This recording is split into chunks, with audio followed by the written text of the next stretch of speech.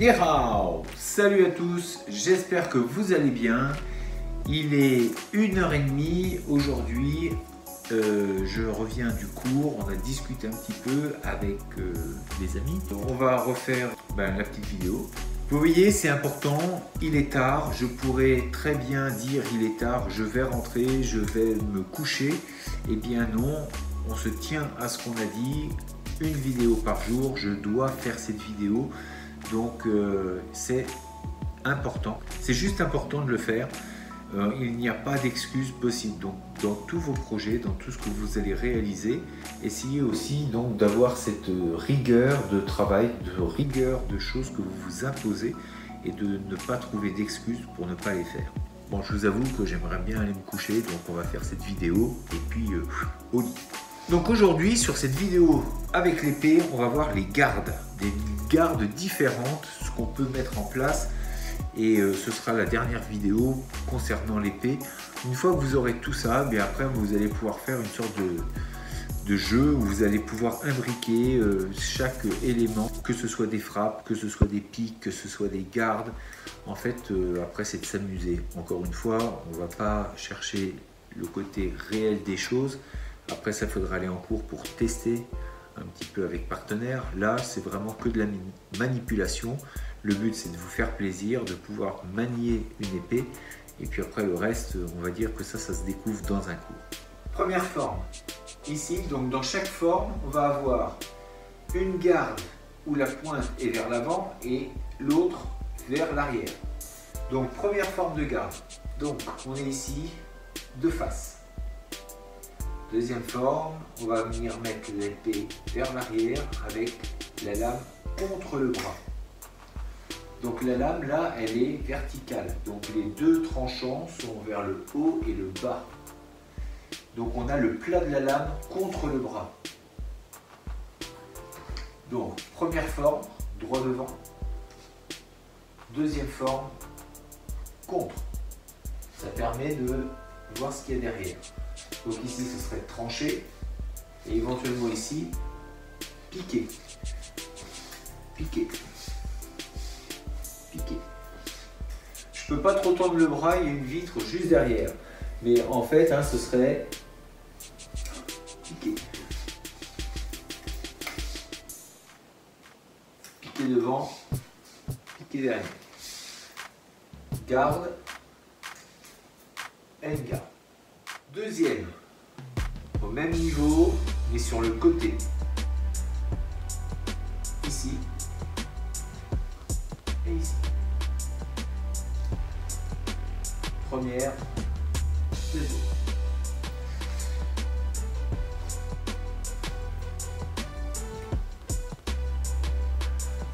La lame est plate, plate. Ça permet de trancher à l'horizontale. Je suis ici et derrière.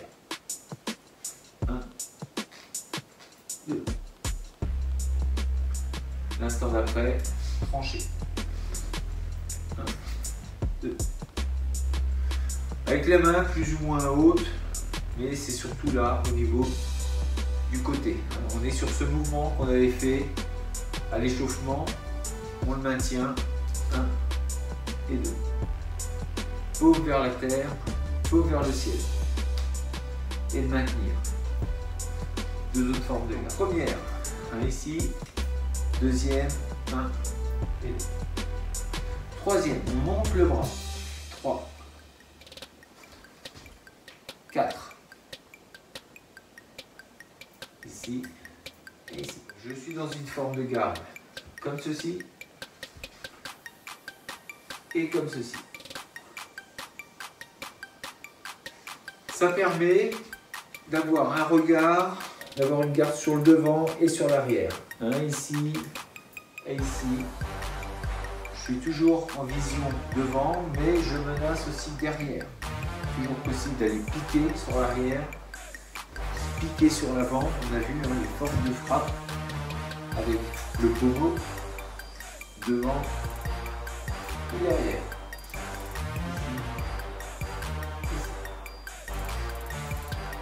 La lame là est verticale. Et ici. Donc piquer ou piquer en allant chercher plus loin, où il va y avoir une rotation avec la main. Ici.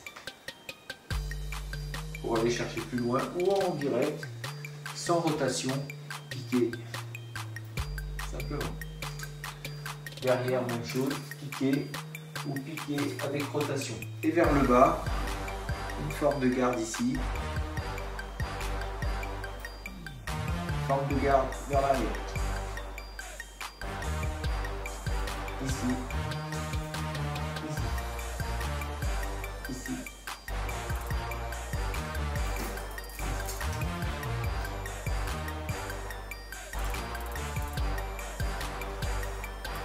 Donc là, on a vu un côté, on va voir de l'autre. Donc toujours avec la main droite. On a vu le positionnement de la main ici, ici ou devant. Côté ou arrière. Au-dessus, arrière. Devant en bas, arrière en bas. Mais on était donc dans ce plan droit. On reprend les mêmes. 1, 2. La lame vient sur le côté. Deuxième. Ici. Ou ici. Troisième, au-dessus. Ici. Ou ici.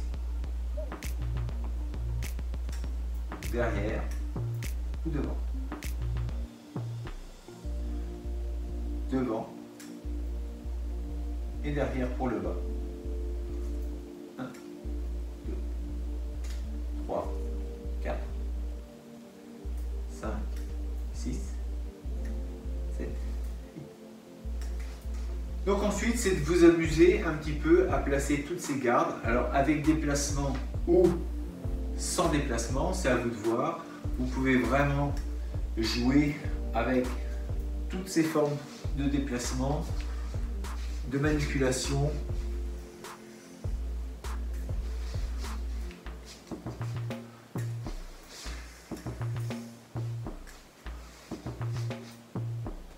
Le but, je le rappelle, c'est vraiment de vous amuser, de prendre plaisir dans ce que vous faites à travers donc les manipulations. Plus on s'amuse et plus on apprend. Et ça, c'est vrai non seulement dans les arts martiaux, mais dans la vie de tous les jours. Si vous allez dans un travail et que vous apprenez des choses, il y a de grandes chances pour que vous appreniez plus facilement si vous êtes bien dans ce que vous apprenez, si vous vous amusez en apprenant. Donc ça, c'est une des règles aussi à observer. Quand vous apprenez, faites en sorte de vous amuser. Ça n'empêche pas la rigueur et d'être sérieux quand on le fait, mais d'avoir aussi cette distance, de mettre de la distanciation entre ce qu'on fait et puis l'amusement, et d'essayer d'allier un petit peu les deux pour que l'apprentissage se fasse dans les meilleures conditions. Parce que le rire et s'amuser, c'est à mon sens une des choses les plus importantes dans la vie, et c'est là où on apprend le plus. Il est important de s'amuser pour apprendre.